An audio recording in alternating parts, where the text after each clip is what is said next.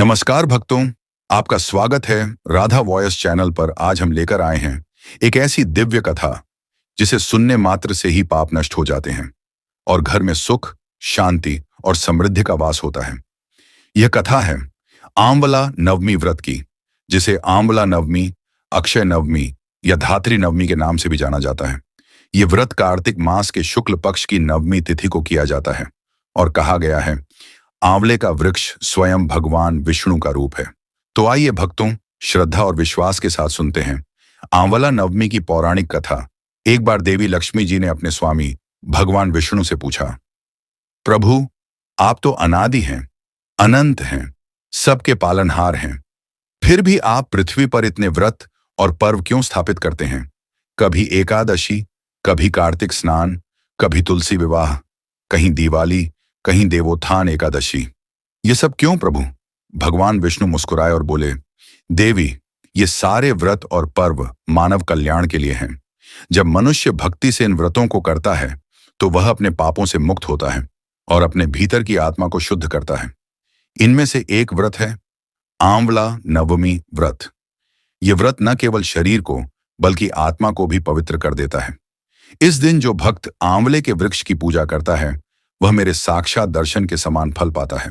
देवी लक्ष्मी ने पूछा, प्रभु, यह आंवले का वृक्ष इतना पवित्र क्यों माना गया? भगवान विष्णु बोले, देवी, आंवला वृक्ष मेरे ही तेज से उत्पन्न हुआ है।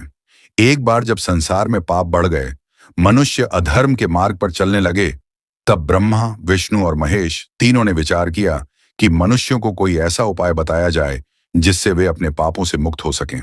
तब मैंने कहा, मैं अपने एक अंश को पृथ्वी पर वृक्ष के रूप में प्रकट करूंगा।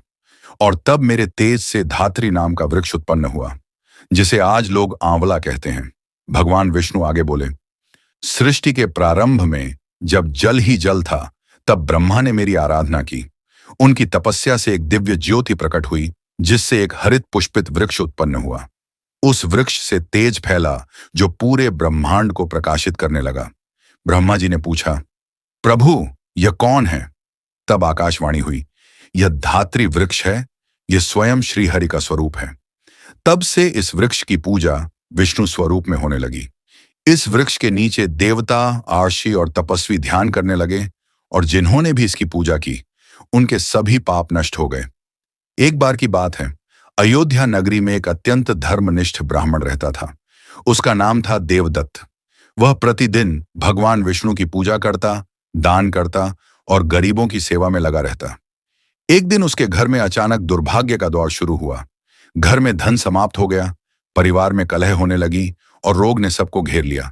तब उसकी पत्नी ने कहा, प्राणनाथ, अवश्य ही हमने कोई व्रत या पूजा छोड़ी है। क्यों न हम किसी ज्ञानी ब्राह्मण से इसका उपाय पूछें? देवदत्त अपनी पत्नी के साथ एक वृद्ध साधु के पास गया।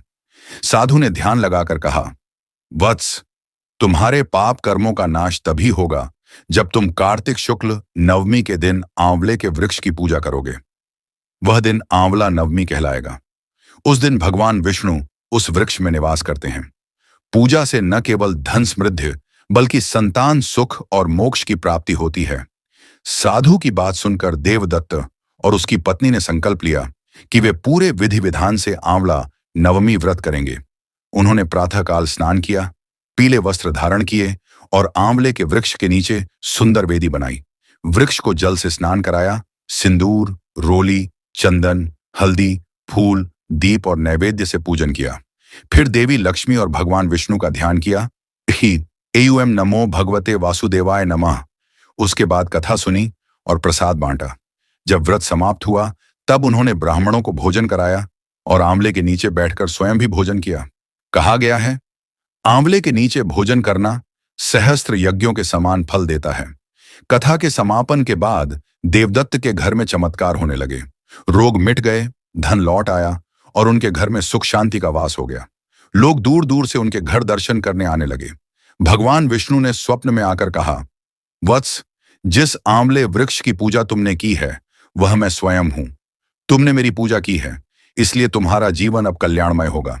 उस दिन से यह व्रत संपूर्ण भारत में प्रसिद्ध हुआ और हर साल कार्तिक शुक्ल नवमी के दिन स्त्रियां, पुरुष, बालक बालिकाएं आंवला वृक्ष की पूजा करते हैं। 1. सुबह जल्दी उठकर स्नान करें। 2. स्वच्छ पीले या लाल वस्त्र पहने। 3. आंवले के वृक्ष के नीचे जल, चंदन, अक्षत, पुष्प, दीपक और मिठाई चढ़ाएं। 4. वृक्ष के चारों ओर 7 बार परिक्रमा करें। 5. एयूएम नमो भगवते वासुदेवाय मंत्र जपें। 6. कथा सुने या पढ़ें। 7. ब्राह्मणों को दान करें और परिवार सहित आंवले के नीचे भोजन करें। हे भक्तों, यह कथा हमें यह सिखाती है कि सच्ची श्रद्धा से किया गया व्रत कभी व्यर्थ नहीं जाता। आंवला नवमी का व्रत न केवल भगवान विष्णु की कृपा दिलाता है, बल्कि जीवन के सभी दुखों को हर लेता है। जो व्यक्ति इस दिन आंवले के वृक्ष की पूजा करता है, वह वैकुंठ लोक की प्राप्ति करता है। उसके परिवार में सुख शांति बनी रहती है। आंवला वृक्ष स्वयं श्रीहरि का रूप है, इसलिए इसे काटना, जलाना या अनादर करना पाप माना गया है। शास्त्रों में कहा गया है, आंवले के नीचे जो करे भोजन, पाता है वह यज्ञ समान पुण्य। आंवले की पूजा जो करे भक्तिभाव से, उस पर सदा कृपा रहती है श्री हरि और लक्ष्मी जी की। इस दिन यदि दंपति मिलकर पूजा करें तो उनके दाम्पत्य जीवन में प्रेम और सौहार्द बना रहता है। और जो संतानहीन दंपति इस व्रत को करते हैं, उन्हें संतान सुख प्राप्त होता है। देवी लक्ष्मी ने भगवान विष्णु से कहा, प्रभु, सचमुच आंवला नवमी का यह व्रत अद्भुत है। जो मनुष्य श्रद्धा से इस दिन पूजा करता है, वह धन धान्य से संपन्न होता है और अंत में मोक्ष प्राप्त करता है। भगवान विष्णु ने कहा, देवी, जो भी भक्त यह कथा सुनता या सुनाता है, वह मेरे परम धाम को प्राप्त करता है। उसका जीवन पवित्र हो जाता है।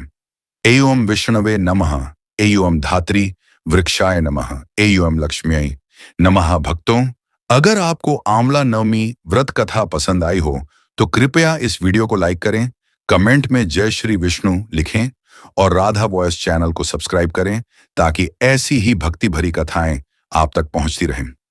जय श्री हरि, जय श्री लक्ष्मी और आप सभी को आंवला नवमी की हार्दिक शुभकामनाएं।